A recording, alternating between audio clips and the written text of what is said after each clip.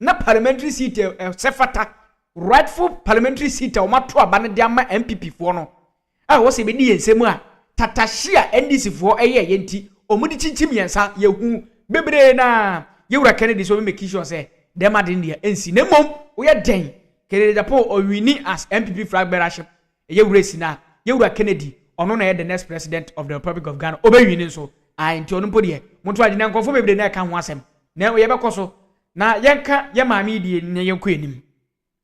Okay, busuafo ye maami Naa Torshie Addo former MP Dema Tema West, former Deputy Minister for Foreign Affairs. Mejiri se muhina mate.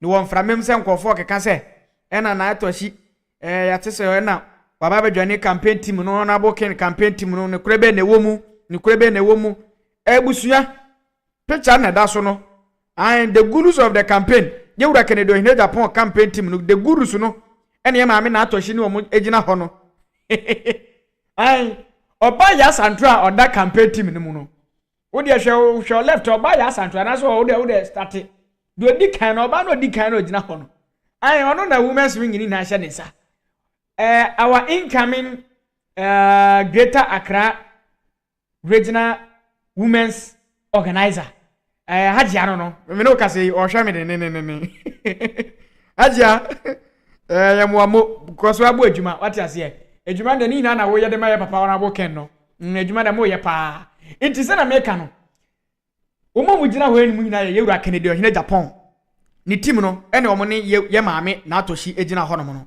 ai team ni na wo behu Tema Central MP onu no ejina Naa Torshie echi no Tema Central MP ye honorable Charles Forson ami boss CF onu ene ejina ye maame Naa Torshie echi no enti wo hwe gurus ye o mo ne ye maame Naa Torshie gina ho edi a bibie da danse ye maame Naa Torshie ai connected family ni de wabeka ho anesa what you say wabeka ho enti se wo do na wabeka ho efisi ye wini this election mesi ye de ye wini this election osof maame Naa Torshie osof maame Naa Torshie oka ho ena ye ko ena ye wini this election na ebusua sa controversial we hina na ekoba ni hina afa ye maame Naa Torshie ho no eye nkomhye bi a metodwa ye hina ya titi bi ewo yasumu na mepese betie nkomhye ni bi ye sofu we be kan asem bi se ye papa ona boken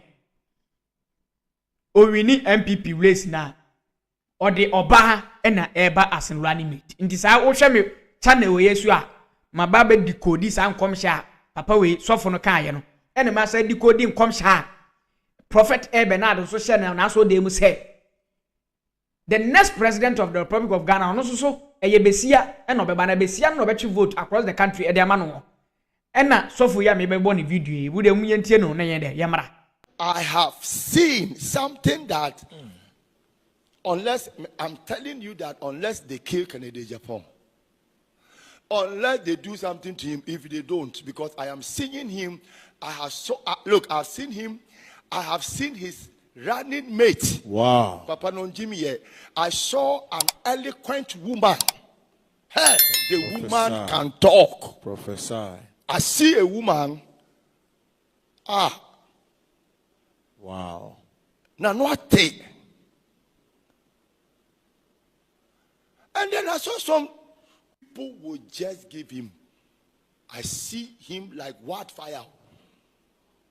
And I saw a woman who speak now what take about Okasa. Now, unfortunately, unfortunately for these people, Obani a Christo ni pao. Aha, ena semene wono. Osi Obani a Christo ni pao.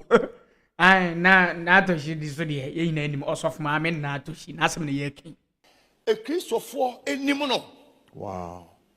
A Christo for enim no. A Christo for omunim sa maame preko no. Omunim no. And Okasana a Christopher and then now dear 80 he was talking and it's like even gas when in support of that woman. Wow. Right. Ebusuya nti sofu we beka dem asem we. Ai se yewura Kennedy Ohene Agyapong. Oba na ode ne beba no. Oyobi a oye Kristo ni mapa.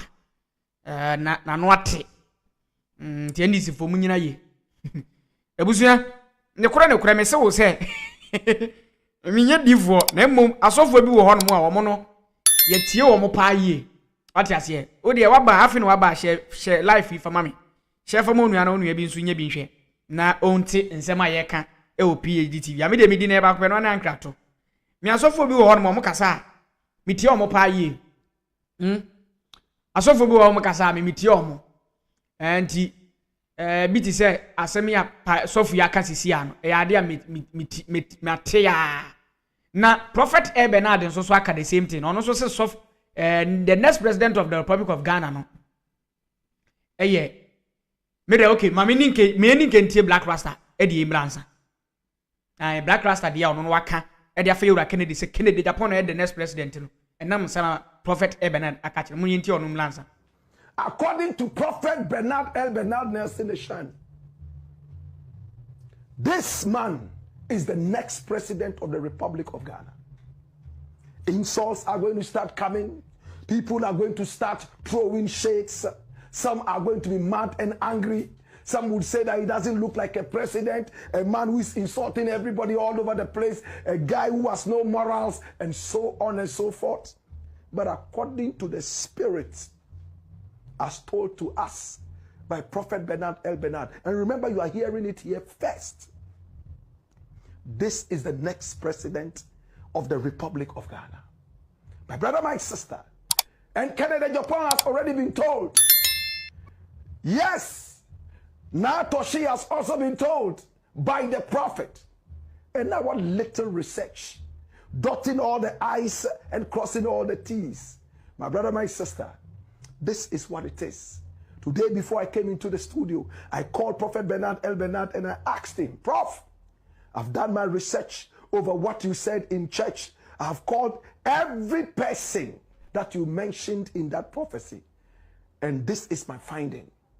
This man, you spoke to him that he will be the next president. That person, you spoke to her that she would be the next vice president. I am not asking you, I am telling you. And he smiled. I said, Black Rasta, you are deep. Your research is immaculate. What? What? Inti, just Black Rasta say, after Prophet Bernard, I call church, na ordin commission to just say, what your book, a new book, a Prophet Bernard actually, may you go to sa video no. A new book, a Prophet Bernard actually. Book no is all about election 2028. Election 2028. Na book no chapter baby. The shemuni ye. Say a woman. What you say? Just obabi. You say obabi. Na sa obabi no. Ono na Prophet Bernard tin book no ho asem kakra de kire ye say sa oba kro no. The next president of the Republic of Ghana no like oba no be ye running mate. Inti so oba ne be no running mate ohun se na se nipa kro no okwakotena akonya so eye Ghana akonya no so okotena Ghana akonya no so no na source na ade ebe wo no na oba no pie ba ye na eja ode nkofo ba ye na omba beje nipa no na omtutu so na ade then after oba no gi vote to free all the regions na ode ma eye nipa na ohun wo ni dream no no na oma no tenase ti se nipa no tena akonya no so no ye the next president na oba no so yi ni ti no ono so na ye de running mate anti sana Prophet Bernard kai into kawie no na Black Rasta say no so Black Rasta Prophet Bernard sorry no so no so ye no ye some investigation no hu asem property ya Prophet Bernard ye ka into ko hwem no hu say ye maame osof maame Naa Torshie na ono de senya wo dwene fa bia no umpo kene Japan the next president of the Republic of Ghana into ye maame Naa Torshie na eba so obi bia me dem I will accept that person inti no se wako hu se gurus ni hinara an wo mo henfa kura gurus no inde no mo ne Naa Torshie agina ho no mo na se wo mo nyina so se wo hu se ya nkofo hye na Naa Torshie gurus no wo mo ne Naa Torshie na agina ho no na medin maka kiro no eye former announcement can say see akro da so ye eye Greater Accra regional coordinator for the honorable Ken campaign team Tema Central MP honorable Charles Forson ono enegina ye maame Naa Torshie echi no bulus ni nyina mo team no mu nyina ni another way say coordinator regional coordinator na try me maame madi nyina hajia eso no hajia Greater Accra incoming women's organizer nti de keka noma ye keka bomu ha sei no ene noma ekoso no ebusua Kennedy Agyapong ka kire say we the next president of the Republic of Ghana whether you like it or not opa kokopi baby na kokoda we don't care the enemy say Kennedy Agyapong the next president eno na ye ka go volunteers you know me say Kennedy Agyapong the next president according to insema yeti according to insema yeti ewo fom from reliable sources ewo asofo ekuku da menimo mu Ghana ha enye sa nkofo atrofo ni bio enye sa fake fo na yewura Kennedy expose wo mu no debi ti uri entie prophet Bernard na yemra. I'm done with the book for 2028 election. Prophetic conversations about the 2028 election. And there is something when I read it, I was so there is a title in that book called The Woman. There's a chapter in that book called The Woman. Oban.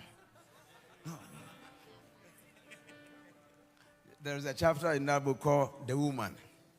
So I saw two people were running. And once the two of them were running, number two outran number one. So put that at the back of your mind.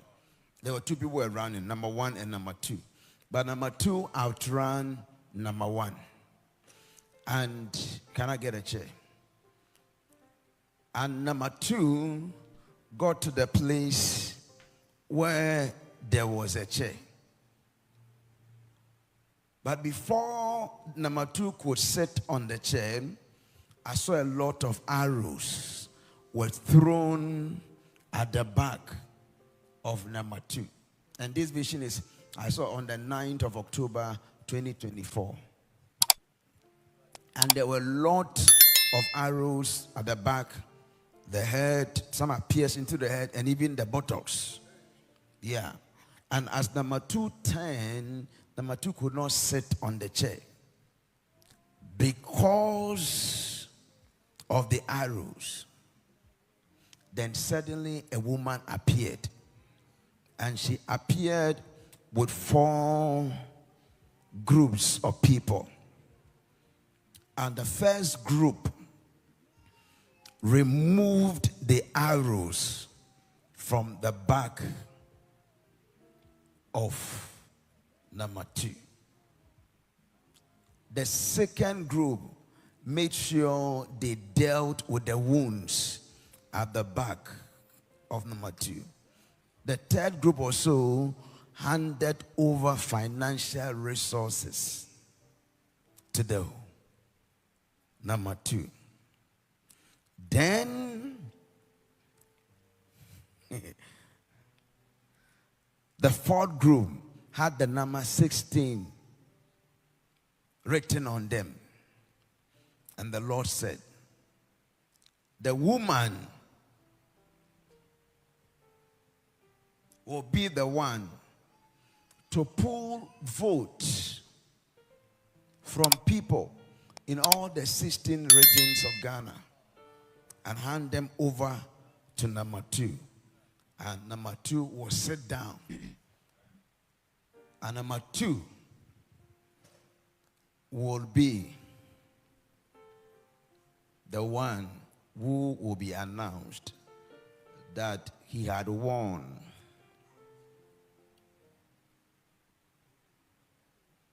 the election on the 7th December 2028. And he will be the one will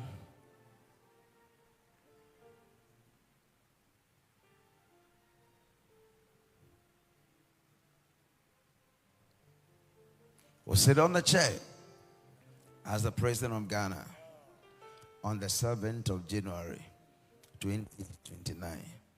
Who is number 2? Who is number 2?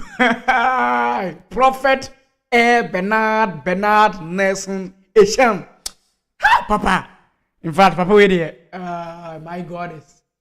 Samenshia. Na Papa, we know. We didn't encounter. You know me encounter. Who's your prophet? Your prophet, mu prophet. We have prophet and you have prophetess and you have. Ebusia obetire wadwen wa hati obetire wadwen e mo yure mfi se me watire wadwen wa asem ya eja etwetwegui me mo watire wadwen wa ha nti na ma no obetumi apeke abere ni duru na se me jai phone lines ndi tumu announce wa den wa frɛ aha nti prophet Bernard asem ye guso ayeke efa ye maame eye tese Naa Torshie ye maame Naa Torshie asem o hwe na wonim se nkofo we mu no eye ko ni mo nkofo ne ho ade we omumpe na omahu o like omatie kura wo sa eye ade we ye da hwe no omumpe na omahwe na omate na omakwa ko humpo omumpe na omayere na mkwakwedai ntia na makachiro me se ono de ne nkom hye de eyade a o ma hye de ato no hodada o ya hye no nkom hye de ato o mo hodada kenede Japan ya hye kenede Japan nkom hye ne de ato no hodada nti se hu ni mu a na waba mekwa akokire why I will go and show you nti emo bia na da oda se yewura kenede Ohene Japan ontumi enwini election of farmer MPP for minua emobia na dauda because Kennedy Japan mema kan wa ha megusu kan say Kennedy Japan is the next president of the Republic of Ghana upa mu gongo di nchini hwa botoma still meka dem asem we di akire mu na chat no so de mo mpo ato chat number 4245 wana we 432 push formation ni bi 432 push formation chat nato da omuye mu anke Naa Torshie nko omu ho se wonu ma me ka kire o me se omuye mu anke Naa Torshie nke ne ya ate se wo wako obedwane kin campaign team no nke ne obetre se Naa Torshie wo omu ho enti ente dawuro ye dwuma movement TV ono no kaka asem we defa yewura eye prophet Bernard ho se ono wa start frefre nkofo bi se ani ye maame Naa Torshie a yenim ni so ye Bawumia ho anwan no na Naa Torshie sisi ade ya frena ka chense ono no ye the next vice president nti ono so nkonko dwane Kennedy Japan team wonna wo ya hye nkom se wo be ye vice president a wo betena ho momo ye serious enwa who to believe and what to believe. Yes. Who to believe and what to believe. And maybe as the same way, me catch that sebrenom months ago. Na Endra a publication be a public. Say also fu be asenkom. Ebenu Bosumi say MPs do say be declare support for Honorable Kennedy.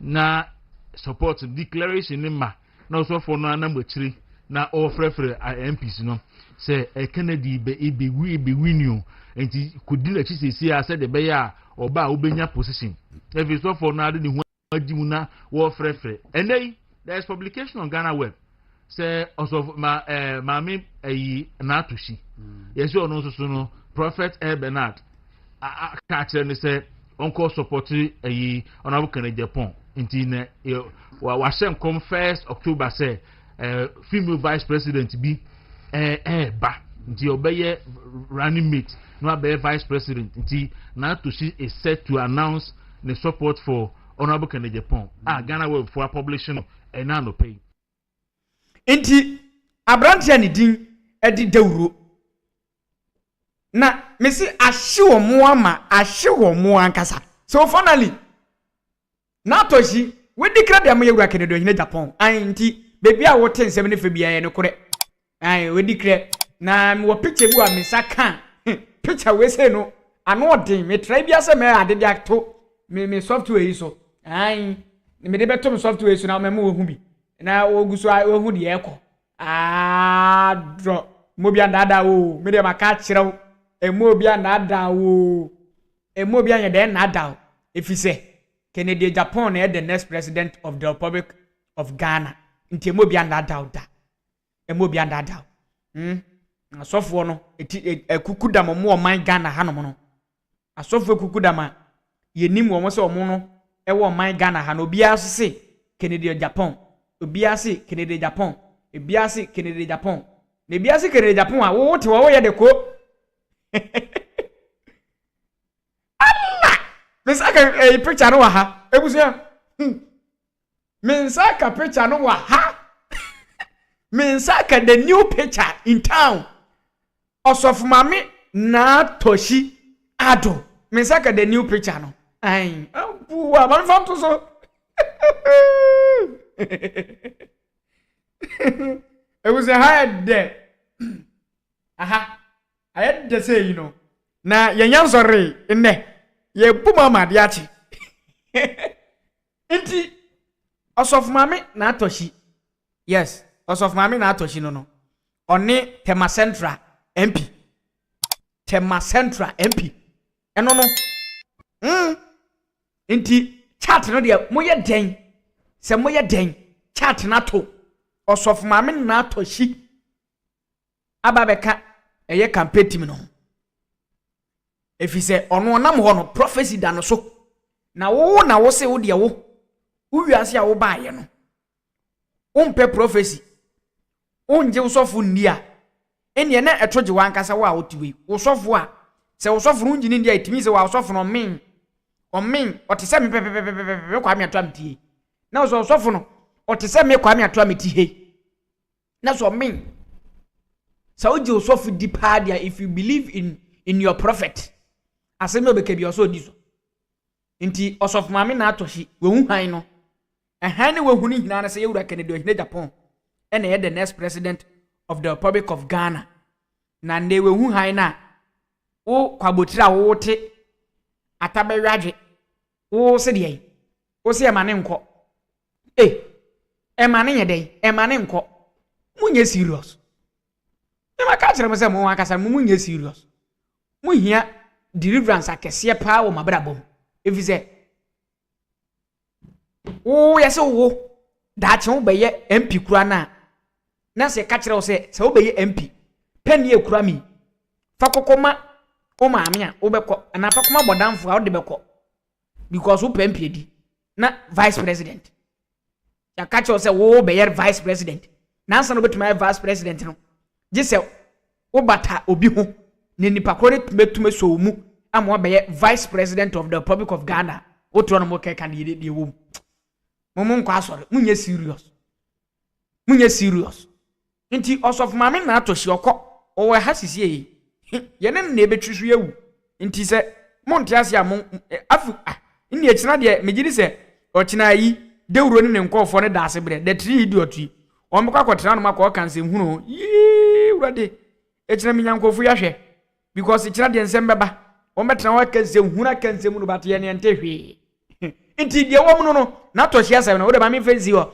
edin ala wa hu bi watibi Naa Torshie na the next vice president to yewura Kennedy Agyapong senso se esesa batimi de mogidie o prophet Bernard mu nti anu mpodie montuma dwurim montuma dwurim chat ndi oyede yato na ebusuan yewura Kennedy Agyapong wafaya nti mpese ye ka ono so ho asem kakra yewura Kennedy Agyapong egusu a oye ne campaign tono na enei no wewie savana ekira ne nkoso okoro ba wurem wo apa ho no mo no yes yewura Kennedy wie savannah region na okoko pie mo savannah no yewura Kennedy akoka ase bi o kire mu a ono muntie oso ono Kennedy Ohene Japan on transi de biara da enye nhwahan na nyame mpengu mfa maye se Kennedy Japan ba be MPP fragbara no otu frankade ma MPP ni yakotu abewie na abano EC enfa fana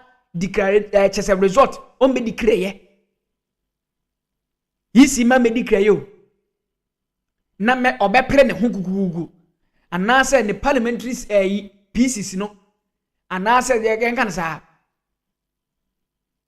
PCC no yen kan wo mo evote nwie yen collate nwie ye na wabegina amala Kennedy Japan mi no maja atumai mi nuanom na adofo mo asomje a mi penti maja atum Kennedy say hey masa obe make sure say single vote bia loss ye kan ne babedi yewura ono Kennedy Japan anase ema ebetuma boa ma MP parliamentary seat no etumi ejina na MDC fo nchinchim yensa no obegina a make sure say yakan awie ansana with wajatum say ane na esa eli concede na Bawumia be ebeji tum no aya affect ye okokan ya mose monti ase ye ntie ne mra ye wi a ye be konsem a o master ti o mo kan ese miracle saboaji kekebi o mi hwa miracle saboaja ko jina bebi so akwa dem asem se amwayo nso nei no miracles kebi that say akoso amenu ono no onwere ne ho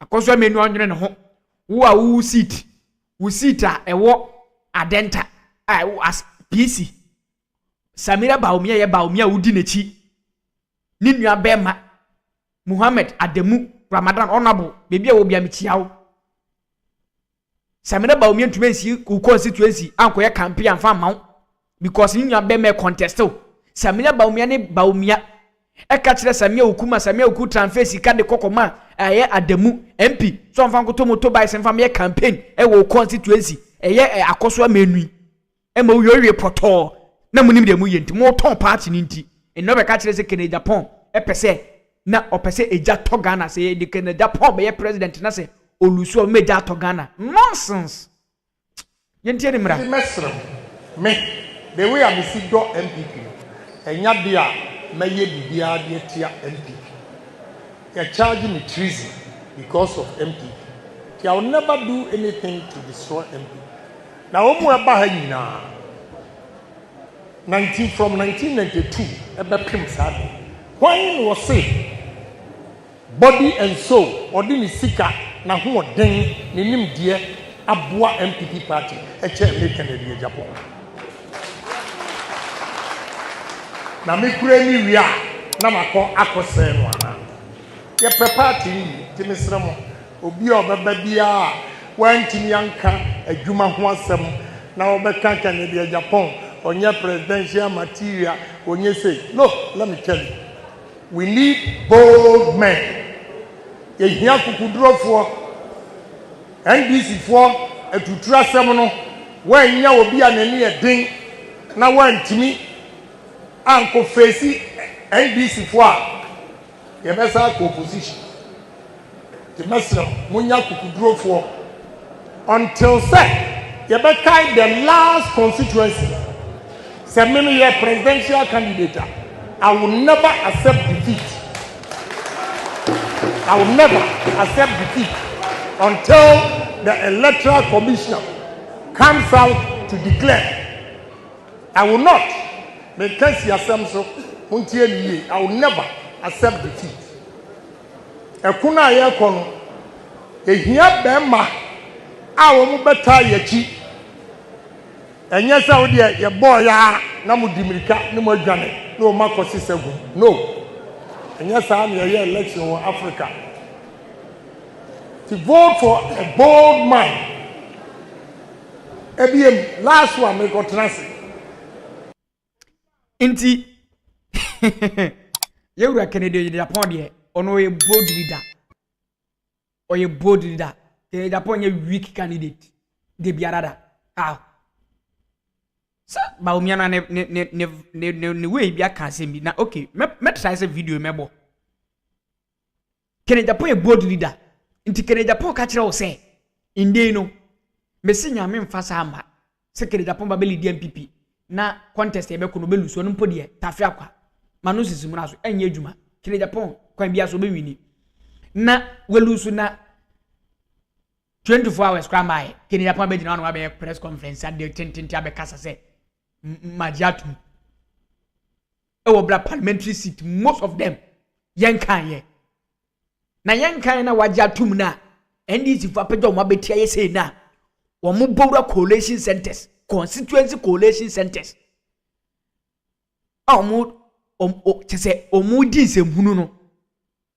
no nim se wo early concede na obeye he no eno na ema omo ye dem ade no now yetu abana we Saturday Sunday no yetu na ese Dr. Alhaji Bawumia babekasa so me wo hono na me police station executives ni bi bai about 4 omo bai so omo bai na ye plan because na ye kona na atwata so woni na atwata former central regional minister former MP for commander de negwa fa brem me ufiri me kroma na okona na atwata krum nti na de obefia chief ye ne ti a me oti osi mi sum ti osi yes so na wo se ye kona na ho ye kodi nkomo ko Saturday ye bobo aban na ye wona na atwata fi na atwata ho na ye ti everything omba no anopa no mba na dog baba ebe yede wo baba ye sa press conference ene ka so de ye ntwani nti ye ba akọ ni mo se ajato mo se shit de na Bawumia ye na me kura me ka se ye be nde se wo ye den aye lusu no mo se debi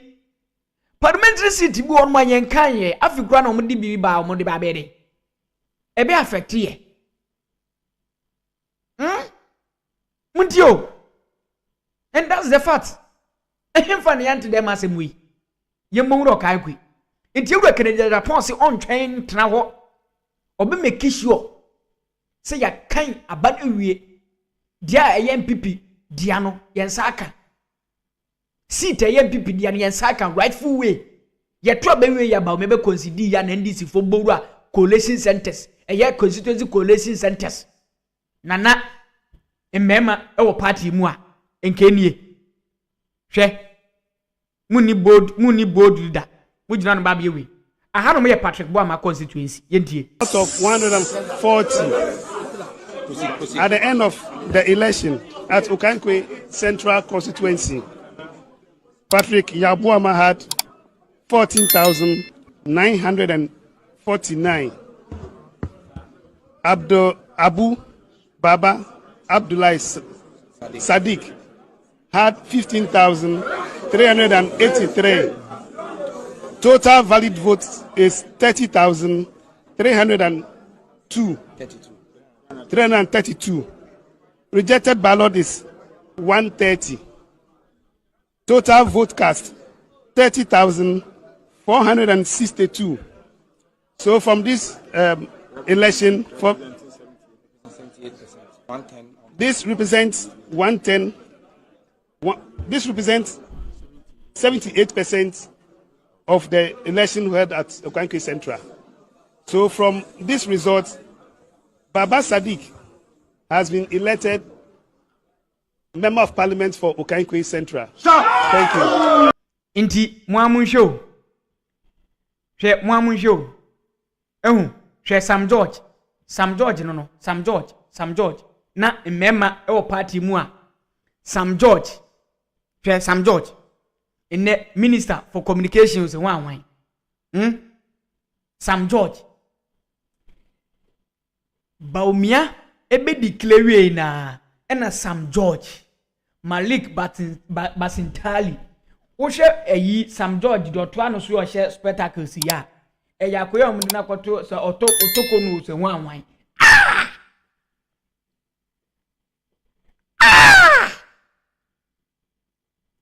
Inti mema o party mu a otoko no se nwanwanye nkofu wemu na no omo no change result no nkofu wemu na no mu change result no Sam George enne oye minister and na Sam George nya akukuduro change result all because ye presidential candidate abe concede defeat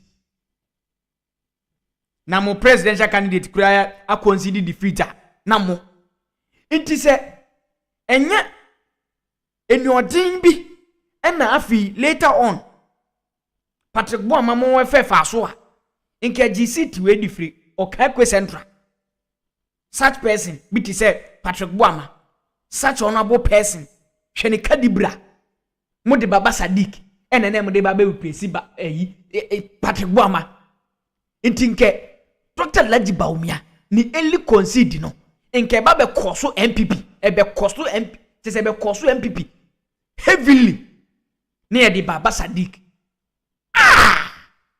inti bi no na me say ye wo mema inke ye ntena ho emma Sam George ye hu kro se ne wayomi an ho bota e wo Ghana ha no mo wayomi an ho bota wo Ghana ha no mo omu nyina hu se Bawumia akonsidi defeat na then omo start so omu nyina bowura eye ewura de Yankopon asemu ye na ye mi yo na kenede Japan ka akoso amenu o se kenede Japan pese o man ne ebo nonsense kasa fun me no wo koton seat dia ma NDC ni because Samira Bawumia na kaso koton seat from NDC ni ene wanya no be ka kire se kenede Japan ena nanka oye MPP running mate ye kan say Frabera in common on mine abo na question ni na nado dan kwa kufuado mo me kan kire baby a 2012 na nado dan kwa kufuado o concede defeat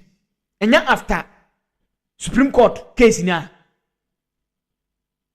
enye de ko Supreme Court a ebubo ya so a you and I were not there Bawumia into me kire baby a na nado dan kwa kufuado an concede defeat a kopem say ye Supreme Court nsensem ni hina wie ye it take about best 4 months to the same it is a 4 months no mine ebutu ye o mine say ya na sanse that's the question was mu bisa mo ho inti fi se Kenya Japan say on twen obetwen ama easy declaration say how many days it take in just 2 days na dan kwa kuvuado 2012 wanja ntumu a de asem ko Supreme Court da asem ko court e me ko tena court ko wakaye about 4 months ewie ye ansa no oji atum o mine butu ye na se Kenya Japan so obetwen easy ama easy declare ansa no waji atum a e be take how many days 4 days and I said 2 days 2 days also o mine bebo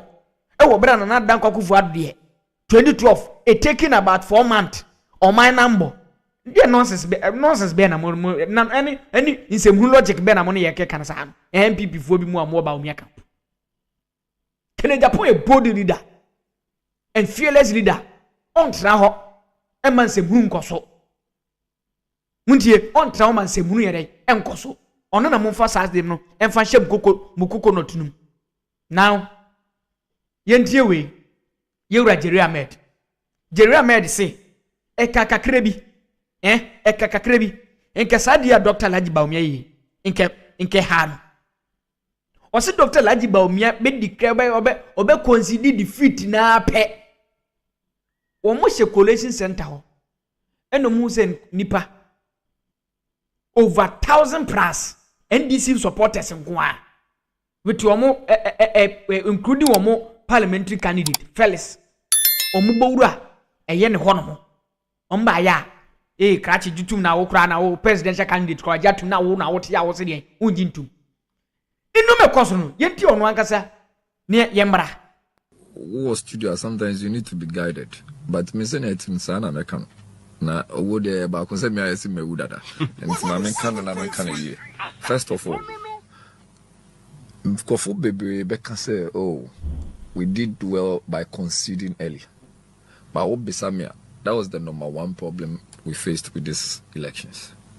Said Dr. Laji Bawumia ban tembeji too. Nah, me over the period, my monitor elections. And I may say, normally, members of parliament or more co-elections are announce your more results now. No money, they are happy. And they forget about the presidential. And so you know what happens. Now presidential, no na ya ebe anipa no win ko na ya wi ano. Ana yesa. Until me say me specific example. And then maybe you can match it along. In Wejagbawi, the agreement was that me my presidential first, and son I parliamentary no. Then because me say me ko me parliamentary there me ni beji na me refi say me interest. Yes sir. Yeah, presidential and we came into the next day into the parliamentary. That was when the flag bearer had conceded. On him there see NDC4 became very emboldened. Police force wrote mobile transfers. Many workers say a transfer because they were even able to show say they were more neutral and professional.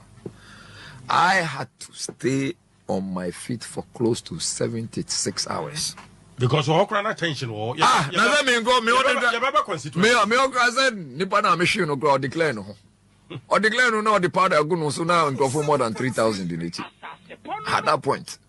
In Governor Moko to Obama no be no mudinity. Why? Because we had conceded. And that concession gave us a lot of problems. Because police for anchor on Bejina Hama almost will say or ensure say there is proper enforcement of law. Yabe pamono, and I transfer. Missy many baby I transfer. Opa almost all the regions. People who were seen to be more professionals, they have been transferred. After, when you do that, in Kofono or more winning, they are able to gather themselves and then plan better. And that was what happened. And to me, the region, NDC regional, they were able to manage and bring a lot of people from the regional party to come and cause problems. But paying the pain, how's the old Betty Bonia, and yeah, easy. As at the time we considered, the EC had not even published one electoral year. Do you know what that means? It means that we're actually too fast in considering.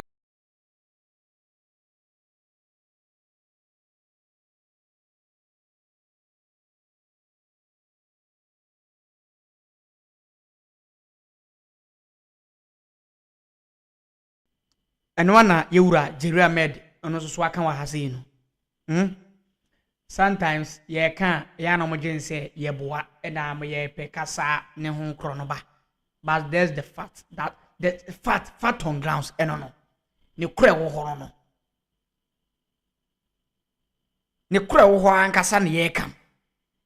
Say the we are Dr. Laji Bawumia sorry ye putu because na oweni suade hunu se obesan akobio nti me imagine tum ntem na Ghana mfu onka se o me ye ongram ka se na me yo bia me de me pasumdue sa o pasumdue no na koso wo parliamentary candidate o de ne koye na koso no inti yewu Kennedy Ohene Agyapong no onim de oka na Kennedy Agyapong so yobi okasa eje badwomba badwomba na adwuro wo fom na adwuro wo fie e na obeti Kennedy Agyapong sema okanse enye sa wonti aseda wonti ase de biara da obedwon sa semena yewu Kennedy Ohene Agyapong ka no eyensemhunu eyensem aso ni faso but Messi eji obia oye badwomba odwene ko enim odwene ko nkan e na obeti nsem a yewura Kennedy Ohene Agyapong e kanse na miwieye yesanso weyi wa ha yewura Dr. Okoboy former health minister ono so aka the same thing eli consider Bawumia be consider ye no how it affect a MPP especially parliamentary candidates. Look at the embodiment this here after the declaration. And my places beer from an I said here, take action. See what happened in Ghana. Now, Jerry Ahmed, or a street guy, people think he's a lawyer. Me or Emily brother. One of the most stubborn guys in this region is Jerry Ahmed. But lawyer, he is a lawyer. Oh, street. Me na me catch you. Now Jerry, Jerry, he's a man of many parts. If who enter Jerry Fie with 100 men armed, he can bring 1,000 in 1 hour. No, I'm telling you about his background. And yes, our history nanka, weja, yeji wa yensem. The NC wa blekuma NC wa weja. All of a sudden, oh, Fachemi, Citi.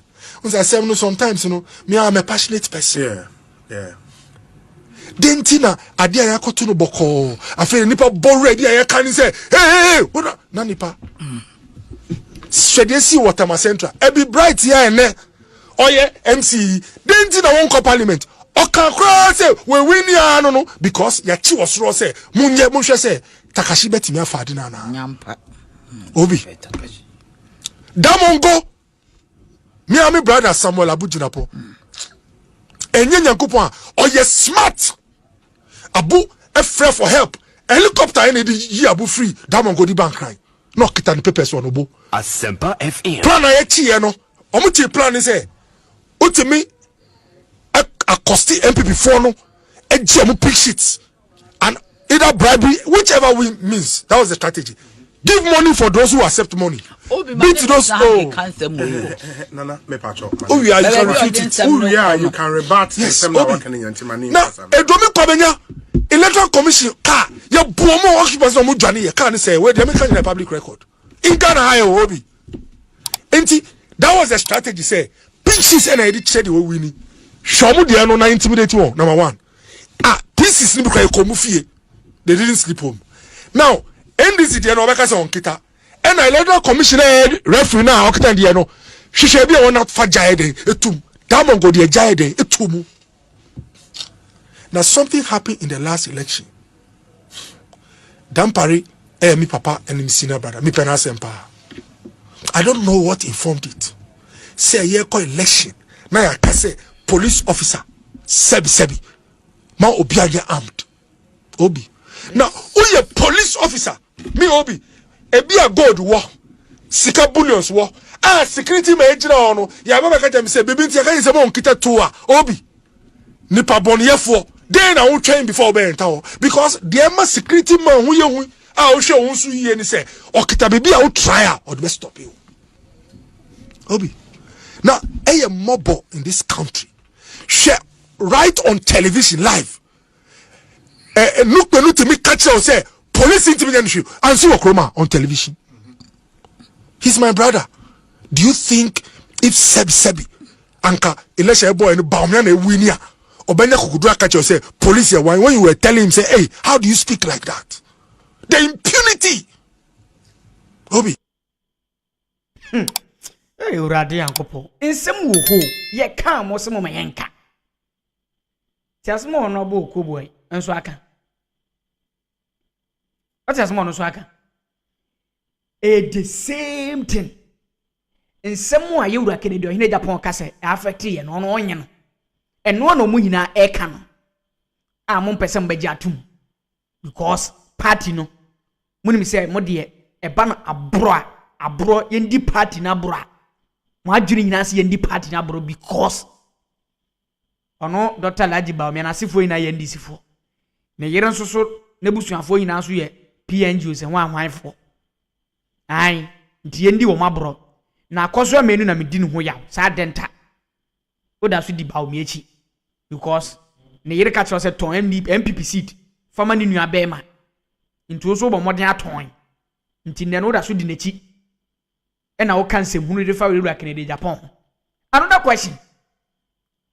2020 election eno so election petition be mu ana me boa MPP wini ye NDC si ye wiem Mahama njira baby ala consider da nkopim se asenu ko bi mo Supreme Court epi asem no tokuri baby ono so ye be fan se take be se 3 months to 4 months eja to Ghana hanmo ana na kan Agyapong se metwen kopim se easy ebe declare only 2 or 4 days per no.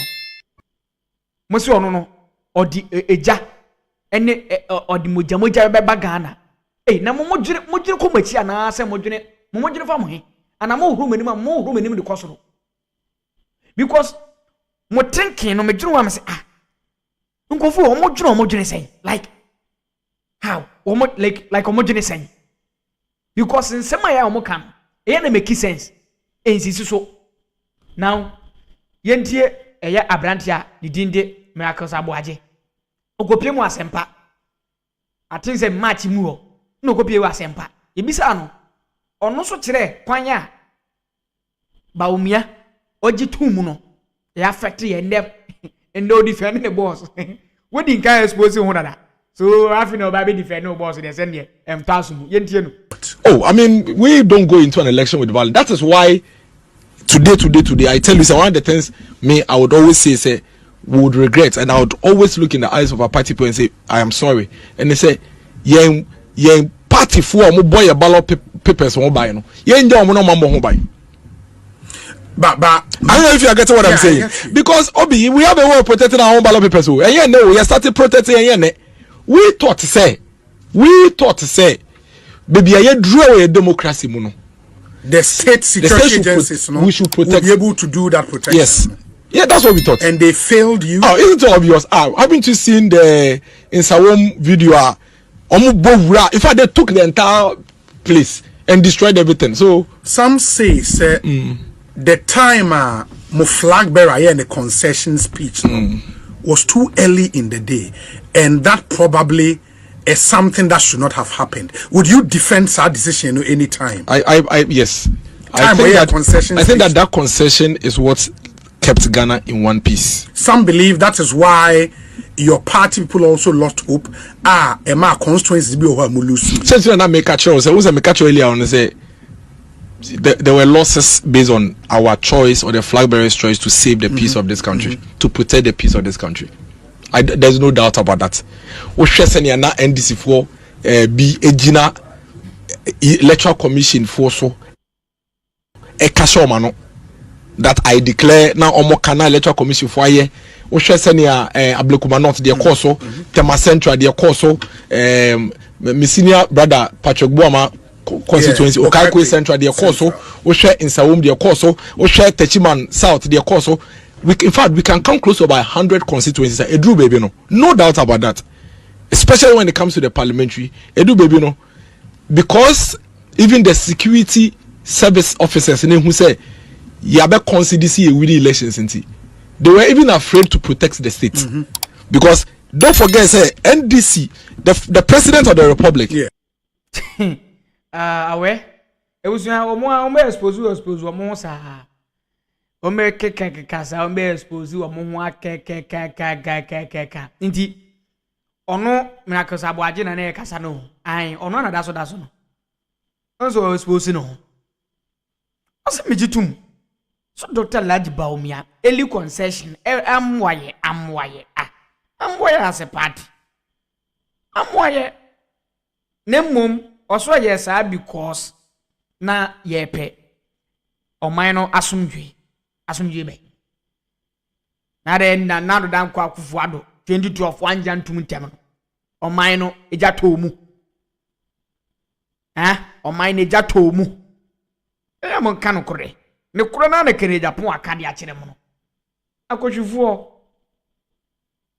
ne koro na omumpe omumpe ne koro bako sankofo ya omudi Bawumia echi no na nya wonwa se usua obi dia usua obi na sakro otumi sua ne na usua obi ne nante akro otumi sua ka ho nti anya wonwa ntro na ahye omuma nnei Miracles aboaji ya nnei osanam oti Facebook kikan se hunu about asem na yewura Kennedy Ohene Agyapong kan no wo weak candidate, weak presidential candidate we entomo awe na Bawumia aid ande sa Bawumia aid no na aka muntie 1 month to election and a Bawumia personal aid on any Jubilee House our brother Bawumia vice president, a whole sitting vice president, our security yet tough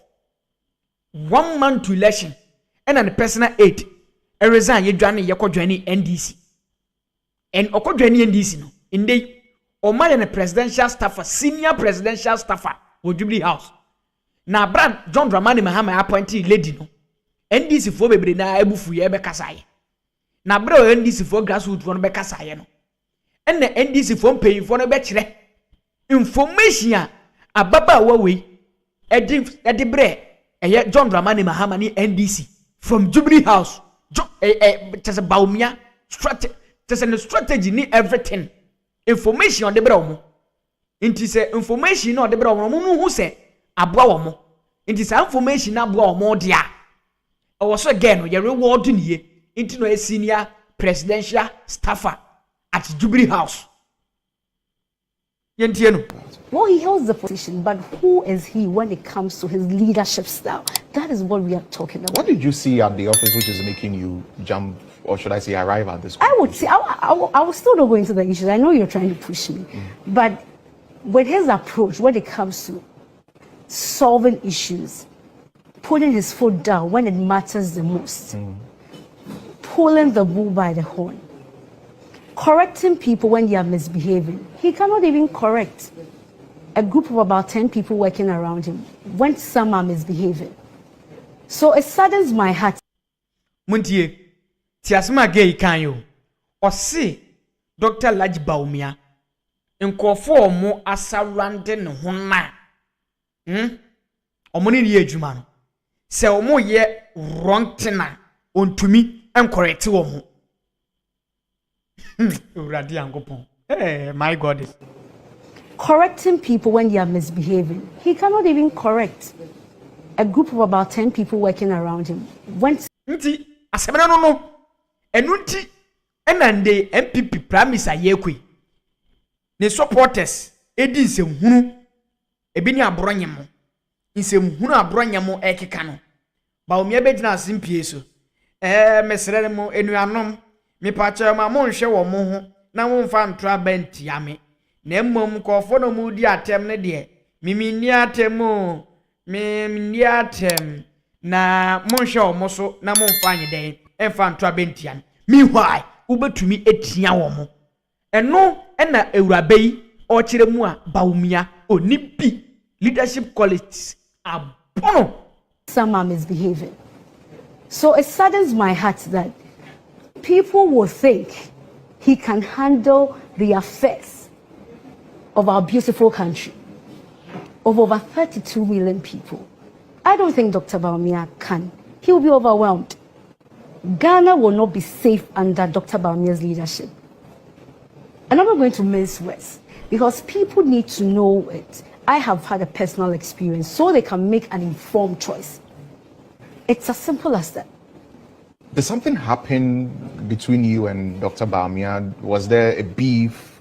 Was there an incident? Are you bitter about something? No, there's no beef. Saying that the vice president of the country, flag bearer of the MPP, who was chosen overwhelmingly by delegates as the man to lead us, you are sitting here saying that this is not a leader who is fit. Why am I saying that he is not the right person for the country? Because that is really what the situation is.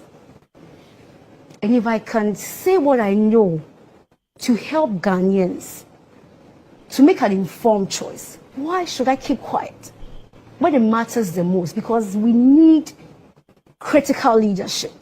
And I know that my former boss and father cannot offer that. That is somebody who is head of the economic management team. And what was the performance? Who has been at the helm of affairs, dealing with, issues surrounding the economy, among other things. That's why the president brought him in, because the president believed in him and the president believes that he has delivered.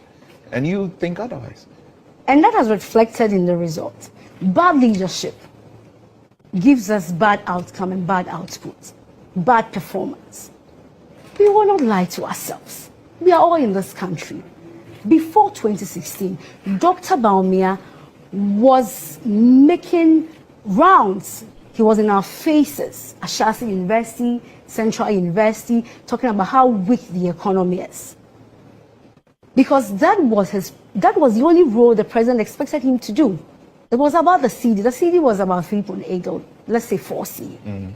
But that was very bad as at that time. Recently, he had a media presser. He said what he said then was true is now true as well. About the fundamentals being... But exactly, but we cannot come to this conclusion now. You see the dishonesty. He's not a consistent leader as well. And you saw that when you were working with him in his office? I saw that.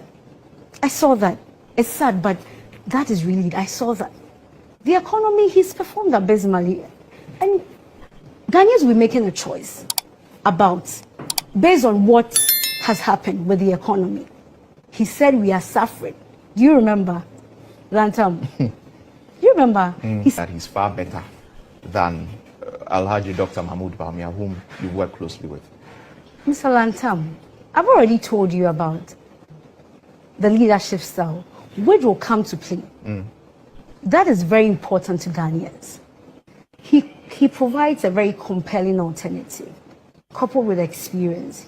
He's talking about advocating for a very responsive government to the decay in the system when it comes to corruption. He's talking about jobs, and it's evident during his time and now the unemployment rate has risen to it's hiked from 8% to 14%. And I even love when I hear the MPP and my former boss throwing figures around that they've created jobs, 2.6 million jobs, and they intend to create more when given the nod. Have they not done that? There's been planting for food and jobs.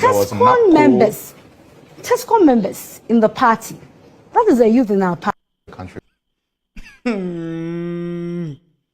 Eurade, asemana no edin. Inti we that's we Eurabe Rosemont. Oye Dr. Laji Bawumia, the former personal aide at the Jubilee House.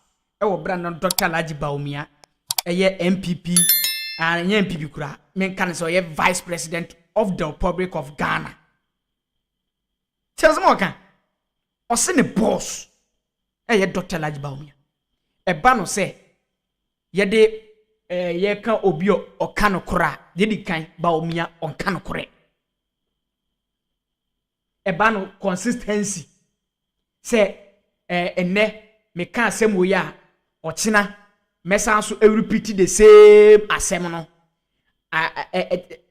on nibi abono ebio o say Dr. Laji Bawumia on to me handle nipa 10 impo 10 nipa 10 pe yenka nipa 10 for mbom na yenka se dog on handle dog to me e handle o moye as dog to me handle o moye papa no on to me enye because leadership qualities no abono say akoko a obi bese jonso abono Ebrabe no ku mami odasui ono no ka ebusia afide ubetuma frɛ ai me afide ubetuma frɛ no so aba mbi ai yegusu aye kasar ubetumi afrɛ na waba mbi na wabɛkyerɛ wadwe nti yesi leadership qualities die Dr. Laji Bawumia oni baako oni half quarter single mpo papa no weso oni bi ena oluaba no ose kasar osi bold ye can boldness a onye bold say into onu na show ye ewe MPP ye last election yakoi 2024 ye onu na show mu no because papa no onye bold enu ti yesi kene Agyapong onu no ye bold leader so what about the man Kennedy Ohene Agyapong will protect our ballot boxes. He will protect us. To say become the last people was your kind. Ghana. And a police station was your kind. Ghana. Se police station be so kwa. Constituency Coalition Center. Kennedy Agyapong will make sure say. Ono so ye be kind. Ewie. Na ye hu say. Ye parliamentary candidate for no. Omo wini. Ntubetuma frɛ line ne da so no. Midini yankrato. Inti dog no de me say papa no onye the right person for MPP now. Aye wumi. The NDC in opposition. Tie NDC in opposition. Empo na 2024 hwenyo mo de ye. Eno mo buye bu ente se no. Eno mo chi ye hwe ente se no. Ono mbo modi achi ye to ho eburu in opposition na sisi omu no mkura power na Bawumia the personal aid nei ani din ede anase the communication officer Miracles abwaje kasa no se utie ya ose hwe in fact amwaye said Dr. Laji Bawumia eji tu muntem ene e fact fact in the sometimes me jono am say awe mu amoso support papa die mu die mu problem an ebusu ameka wo yewura Kennedy Ohene Japan eda number 1 obetuma frame egusu am wa say enche bia am so me de dwumedie ne be wiye an comment session Asemba Ken TV or say good evening bro yeah evening okay Black Soul please share the link Black Soul me da wase papa Berma Amua Kuma Radin seven de go can some o I on or say I tell you okay and nana ya so chirema nana ya o chirema o say by God grace I believe Honorable Kennedy Japan is the next president for our dear mother land. Yes. Then you abema Ohene so chirema still no king no vote. Okay. Ngofo kasa wa Stephen Mensah ono so chirema in kin we trust. Comment in the boom you. Philip Adoba or say Ken is the only God remaining in MPP. Ken will be the next president of Ghana. Yes. Yenu abema Emmanuel Kwesi so say NDC members and MPP and MPs were changing result because of Dr. Laji Bawumia earlier concession. Yes, that's true. Inti ebusuafo ensem de eno ana maka wa ase no but de dru de emre no ko o se me de musi ase emre no ko paaye o se me de musi wa ha ye fa ya kakra na ye de kakra hye fridge echida same time ye sa wa ha ensem de se na ebobo bana ye de ni hina ebebre mo ha midi no e de ankra to ken to frame ankra to anfa ken nan so so a na se wo ya ha me na ye maame nkai o se ye maame eye Naa Torshie Addo. Naa Torshie Addo. Oye former MP Edema Tema West. Former Deputy Minister for Foreign Affairs. Menemo kase die. Oye connected woman. Enkom shebia ya shedi afan hu bia no. Ebebem. Ebebem. Nti na se kakra ewo ho nso no. Mo amotena ha twem me ama ye wie program ni nyina no. Nyame enhira mu hina.